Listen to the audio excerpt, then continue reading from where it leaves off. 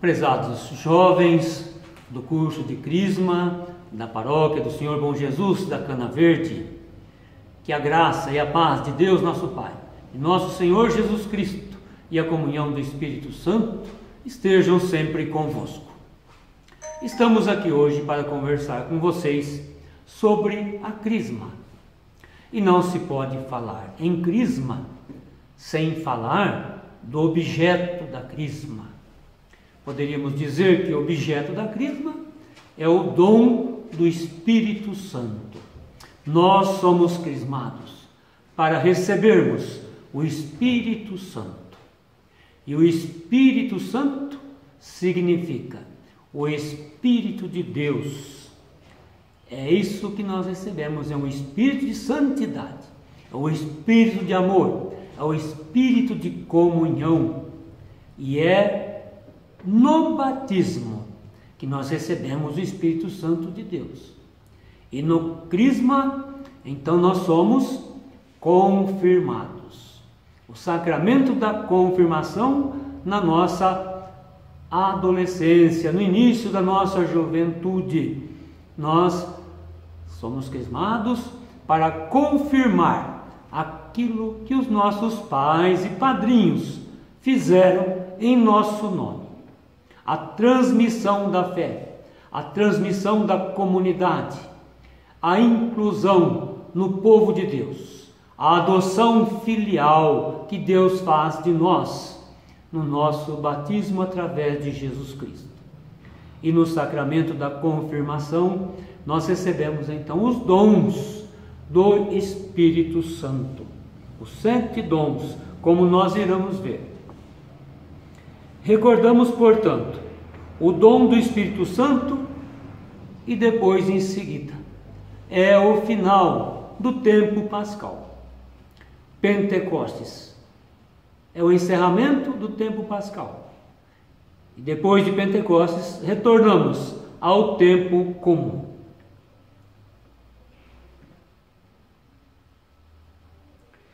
Pentecostes, no início, era uma festa judaica, lá do tempo antes de Jesus até o tempo de Jesus. Festa judaica muito antiga, que era celebrada 50 dias após a Páscoa, Pentecosté. Por isso que tem esse nome. Pentecostes é uma palavra de origem grega e é um numeral, 50. Então, quando a gente diz Pentecostes, a gente está dizendo 50. E na nossa fé, na nossa religião, 50 dias após a ressurreição de Jesus Cristo, ele envia do Pai o dom do Espírito Santo aos seus apóstolos. E nós precisamos entender que Pentecostes foi um derramamento universal. Não foi só para os apóstolos reunidos, não foi só para os discípulos, mas foi para todo o povo que existia naquela época. Foi um derramamento do Espírito Santo, dom de Deus para todos. A diferença que nós podemos citar, observar, é que uns acreditaram, aceitaram e se deixaram conduzir pelo Espírito de Deus. Outros, uma grande maioria, não acreditaram e não aceitaram e não se deixaram mover, inspirar ou conduzir pelo Espírito Santo de Deus. Assim como é hoje, infelizmente. Nem todos aceitam, nem todos acreditam, nem todos seguem a inspiração do Espírito Santo de Deus. Inicialmente, esta festa, se a gente quiser lembrar, era uma festa agrícola, em que o povo judeu agradecia a Deus pela colheita. Eles faziam uma festa bonita, festa das primícias, em que eles faziam um agradecimento e ofereciam as melhores coisas que eles tinham da colheita da criação, da natureza, eles ofereciam para Deus. Então assim que começou a festa das primícias, a festa da colheita, que eles faziam todo ano. Depois o povo começou a celebrar dentro desta festa aquela aliança feita com Moisés no Monte Sinai, lembrando a libertação da escravidão do Egito. Então aí passou a ter dois motivos: a festa das primícias, o agradecimento pela colheita, e a celebração da aliança que o povo fez com Moisés no Monte Sinai, lá na travessia do deserto.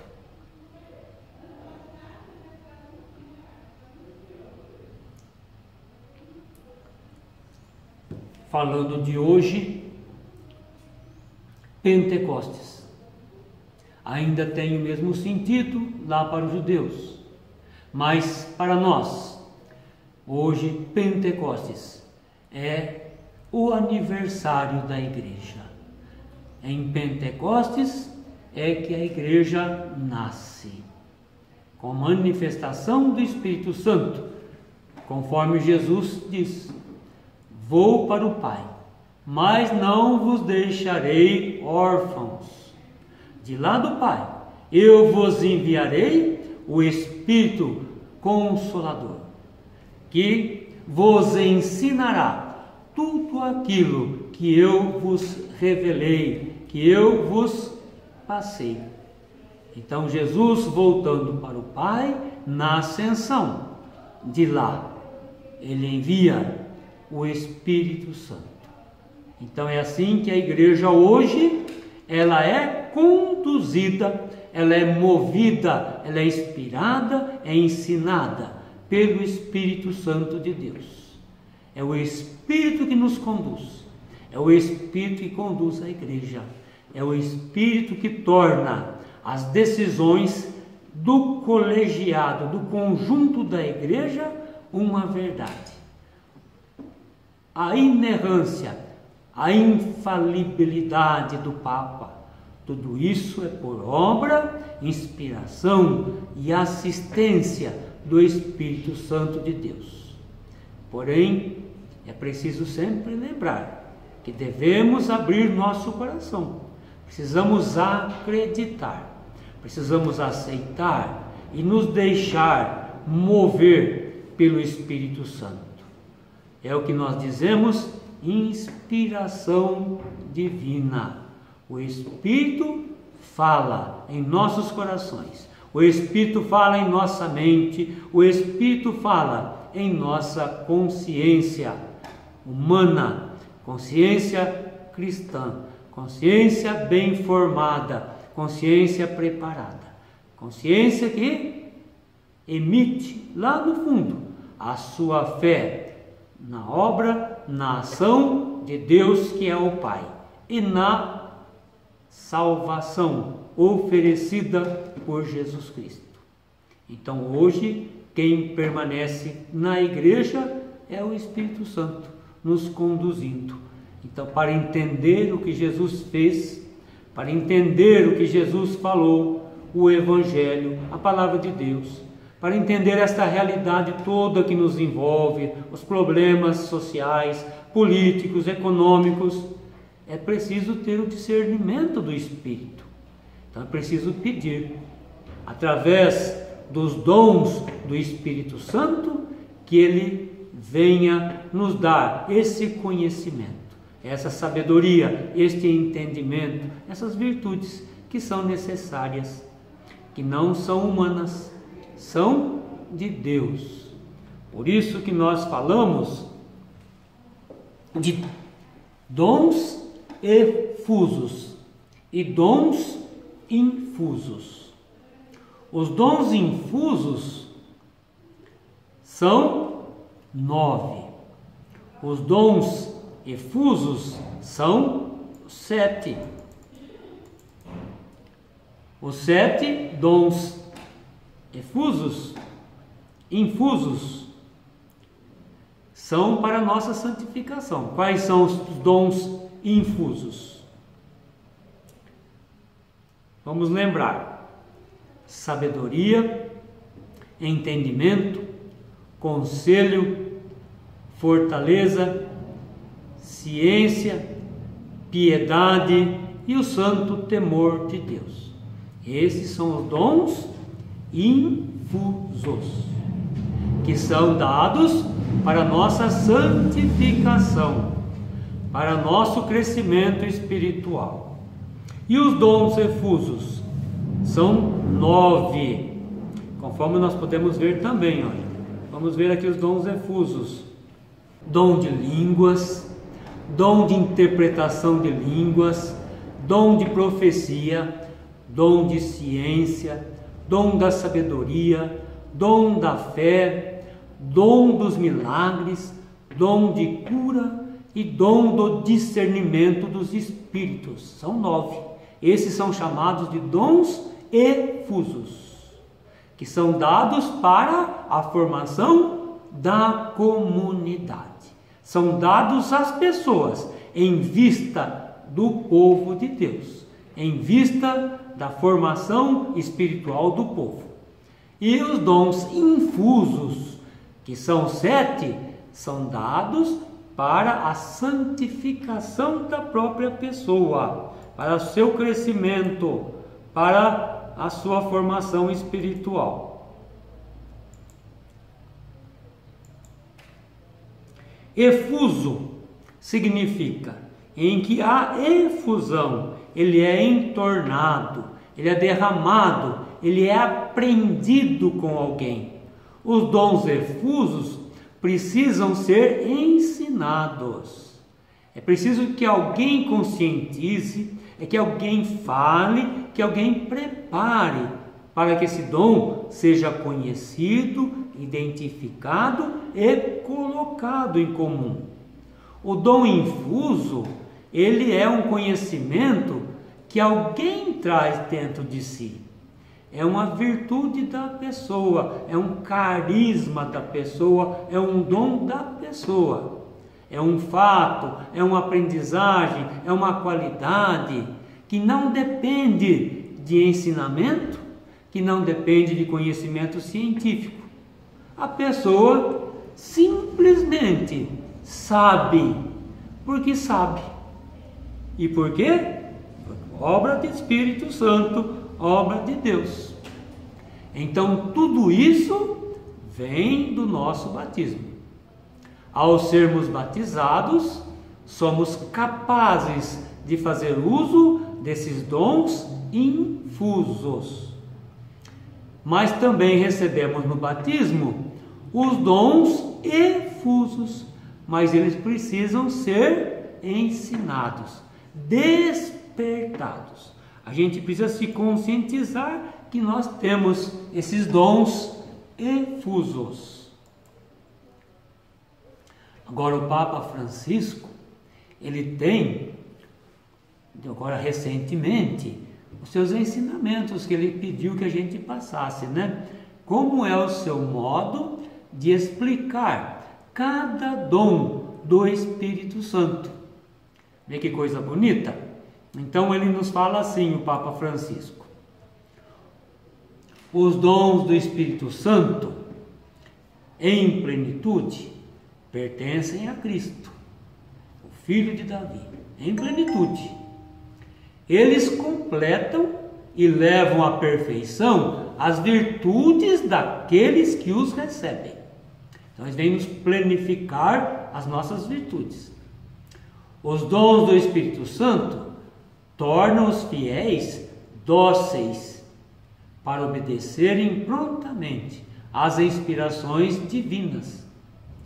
É São Paulo, na sua carta aos Romanos, capítulo 8, versículos 14 e 17, que nos diz: todos os que são conduzidos pelo Espírito de Deus são filhos de Deus, filhos e, portanto, herdeiros, herdeiros de Deus e co-herdeiros de Jesus Cristo. E quais são então esses dons, como eles são interpretados na visão do Papa Francisco. Então ele começa de uma maneira um pouquinho diferente da nossa. Ele vai falar primeiro do dom da ciência. O dom da ciência faz que o cristão penetre na realidade deste mundo sob a luz de Deus. O cristão vê cada criatura como reflexo da sabedoria do Criador e como caminho a Deus. O dom da ciência leva o homem a compreender o vestígio de Deus que há em cada ser criado. O dom da ciência ainda diz, segundo o Papa Francisco, que o homem foi feito para Deus e só em Deus é que pode descansar, conforme nos ensina Santo Agostinho. Senhor, vós nos fizestes para vós e nossa alma descansa somente quando repousa em vós. Por este dom, o cristão reconhece o sentido do sofrimento e das humilhações no plano de Deus. Sofrimento, dores que libertam e purificam o homem. Dom do entendimento, dom da inteligência. O Papa coloca os dois como a mesma coisa, né? Entendimento e inteligência é o mesmo sentido. O dom do entendimento ou inteligência nos ajuda a penetrar no íntimo das verdades reveladas por Deus e entendê-las. Penetrar e entendê-las. Através deste dom, o cristão contempla os mistérios da fé. É um entendimento diferente daquele que o teólogo obtém através do estudo, o que é penoso e lento. Aprender pelo estudo é penoso, é lento, é demorado. E o dom da inteligência é eficaz, mesmo sem estudo. Ele é dado aos pequeninos e ignorantes, desde que tenham grande amor a Deus e às coisas de Deus. Por este dom, conhecemos os nossos pecados e a nossa miséria. Os santos, quanto mais se aproximaram de Deus, mais tiveram consciência do seu pecado ou da sua distância de Deus. Dom da sabedoria. O dom da sabedoria, segundo o Papa Francisco, nos dá um conhecimento da verdade revelada por Deus, a revelação. O dom da sabedoria abrange todos os conhecimentos do cristão e os põe sob a luz de Deus. Mostra a grandeza do plano do Criador e a sua onipotência. O dom da sabedoria vem da intimidade com o Senhor. Dom do conselho. O dom do conselho permite ao cristão tomar as decisões oportunas nas horas difíceis da vida, para que se comporte como verdadeiro filho de Deus. Isso, às vezes, exige coragem, e muita coragem. Pelo dom do conselho, o Espírito Santo nos inspira a maneira correta de agir no momento oportuno, conforme aquela canção do Padre Zezinho, se vocês lembrarem. Dá-me a palavra certa, na hora certa e para a pessoa certa. Todas as coisas têm o seu tempo, e tudo que existe debaixo dos céus tem a sua hora, diz o livro do Eclesiastes, capítulo 3, versículos de 1 a 8. O dom do conselho nos diz que fora deste momento preciso, a hora certa, a palavra certa, para a pessoa certa, o que é oportuno pode se tornar inoportuno. Então, se a gente não segue a coisa certa, não dá certo. Fica inoportuno, fica inadequado, fica indevido. Então, fora do momento preciso, o dom do conselho não é útil. Nem sempre é fácil fazer o discernimento. Nem sempre é fácil discernir quando é oportuno falar, quando é oportuno calar. Ficar ou partir, dizer sim ou dizer não.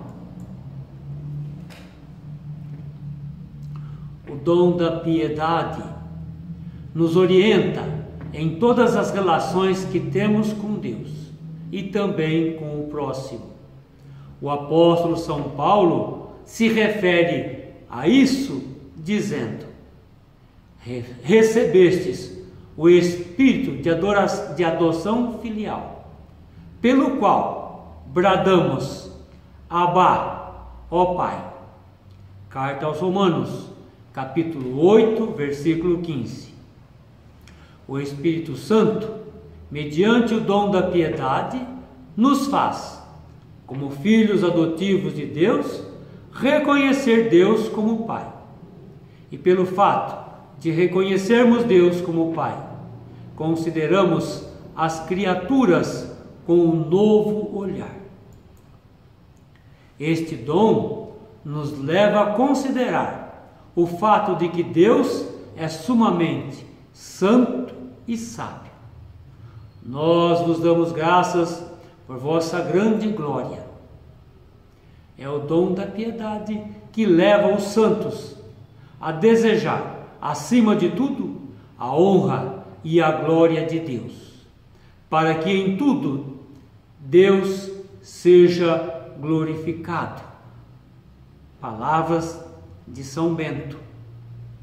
E Santo Inácio de Loyola exclama: tudo para a maior glória de Deus.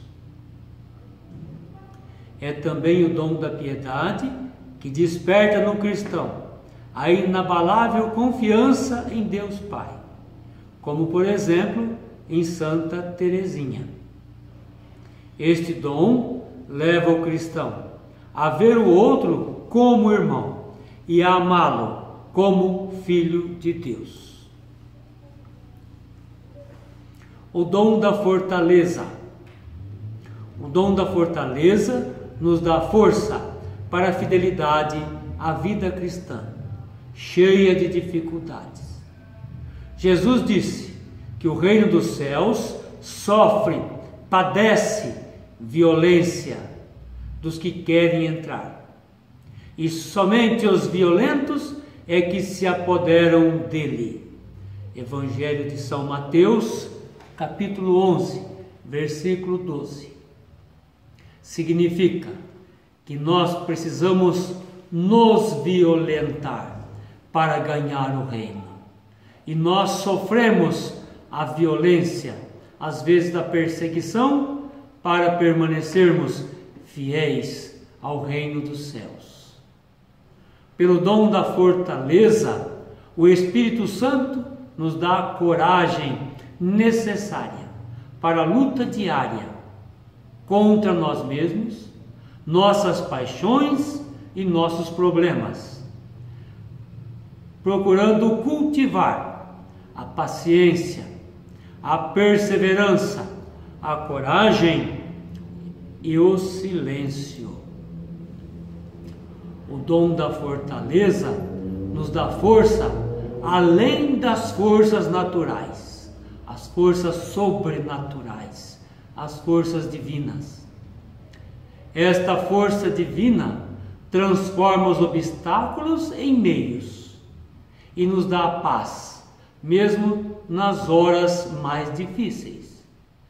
Foi o dom da fortaleza que levou São Francisco a dizer: irmão Leão, a perfeita alegria consiste em padecer por Cristo, que tanto quis padecer por nós. Irmão Leão era o irmão da congregação lá de São Francisco, irmão de fé, né? Tinha esse nome. Então é ele que São Francisco se dirige dizendo que a perfeita alegria consiste em padecer por Cristo, porque Cristo quis padecer por nós. O dom do temor de Deus não é o dom de medo, medo de castigo, medo de ir para o inferno, medo de perder as coisas. Não. O dom do temor de Deus significa respeito, honra. Esse dom do temor nos leva a amar a Deus tão profundamente que tenhamos receio, sim, de ofendê-lo. Nada tem a ver com o temor do mercenário ou o temor do castigo do escravo, mas é o temor do amor do Filho. É a rejeição que o cristão experimenta diante da possibilidade de ofender a Deus. O santo temor de Deus brota das entranhas do amor. Não há verdadeiro amor sem esse tipo de temor. Medo de ofender o amado.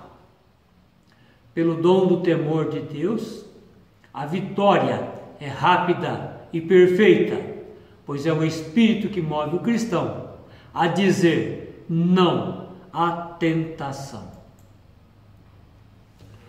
O santo temor de Deus está ligado à virtude da humildade, que nos faz conhecer nossa miséria, impede a presunção e a glória vã, e assim nos torna conscientes de que podemos ofender a Deus.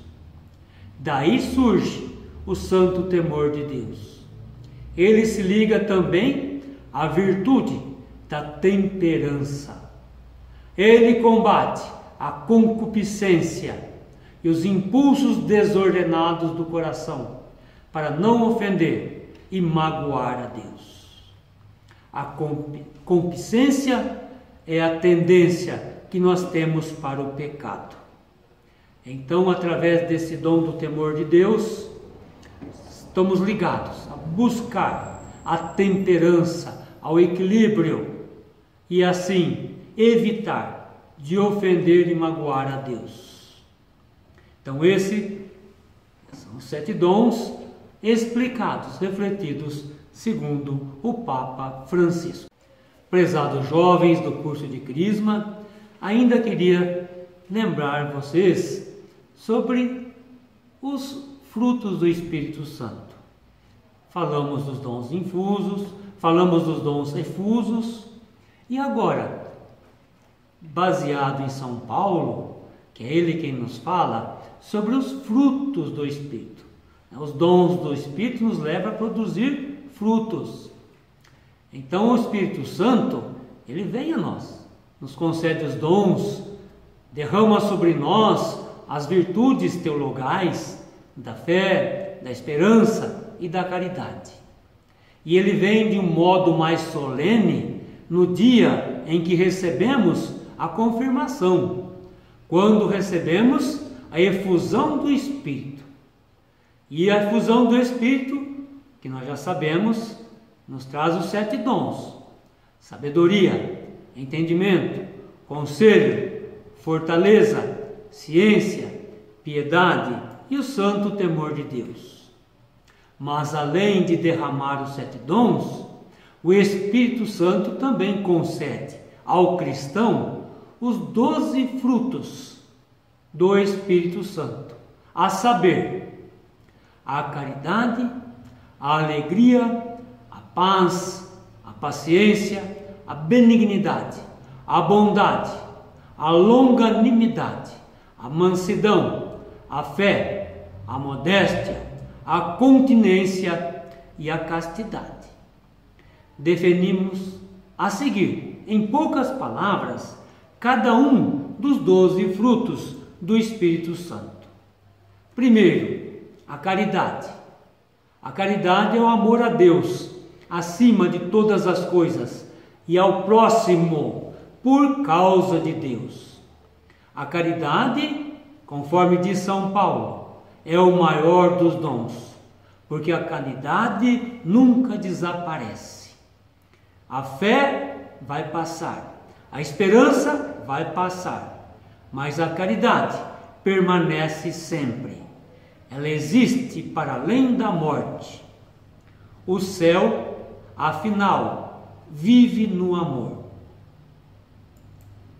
Segundo, a alegria é caracterizada pelas emoções interiores de profunda satisfação espiritual que o Espírito Santo derrama no coração e na alma.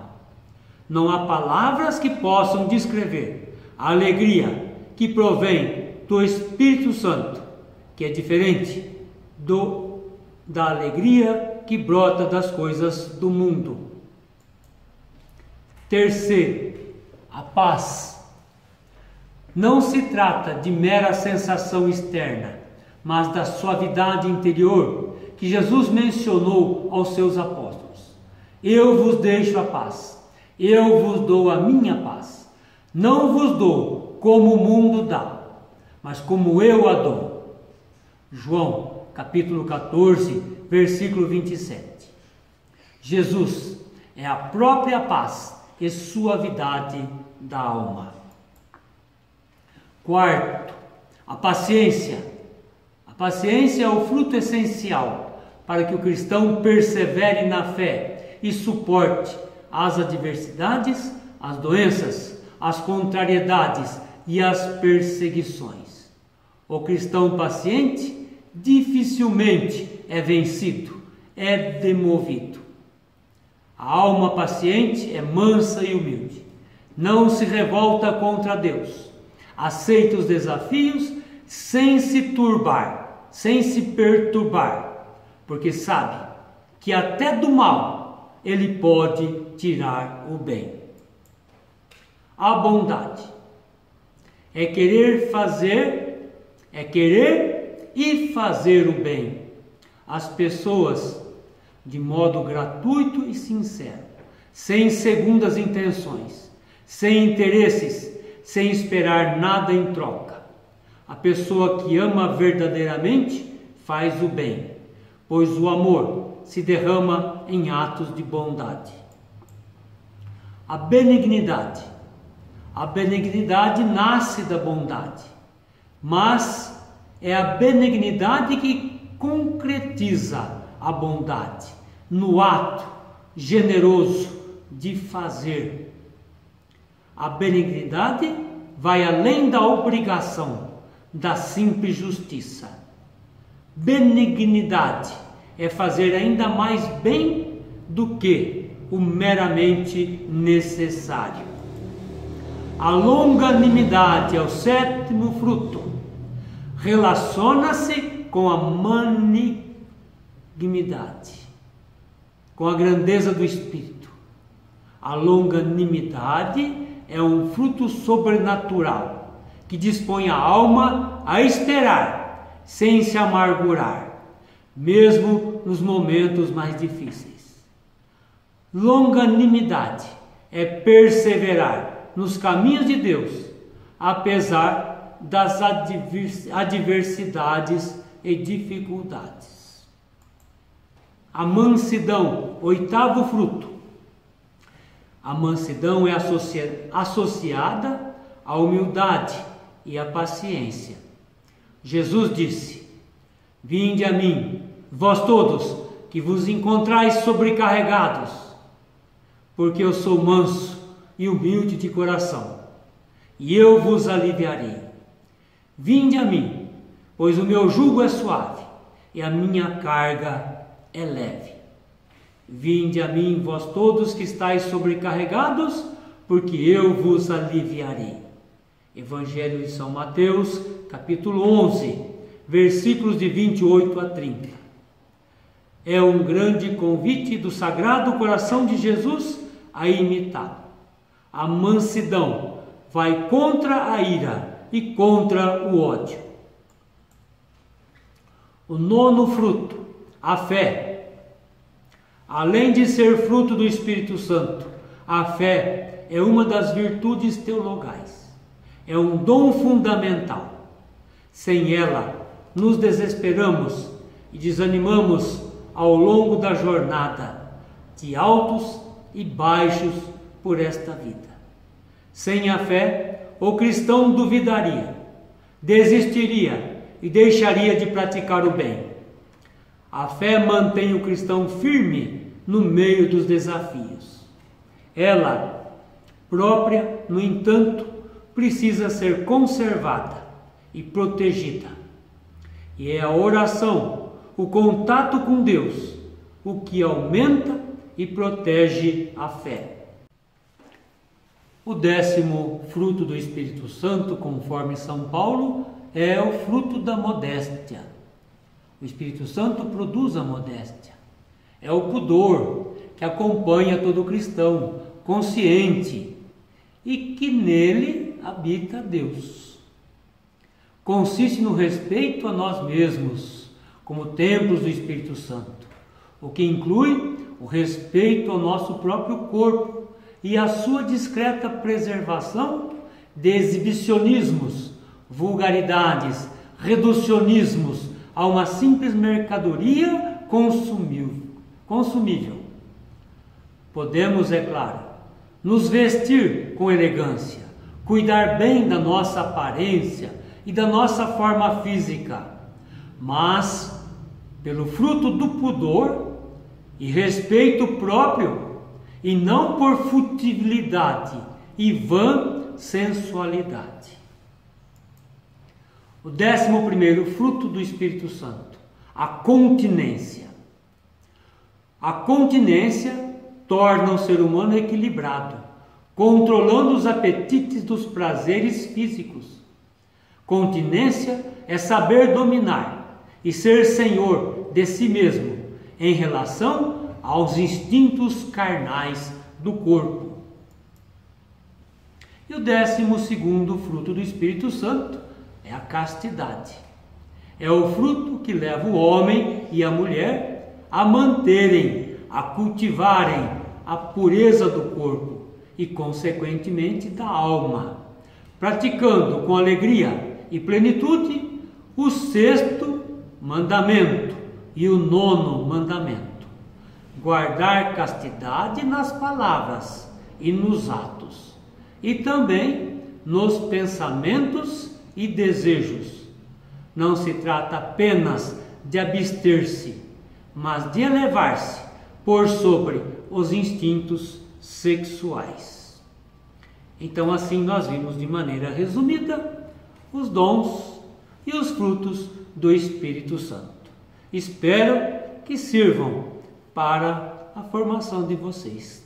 Bom proveito e poderemos em breve nos encontrar novamente com a graça de Deus. Deus abençoe a todos.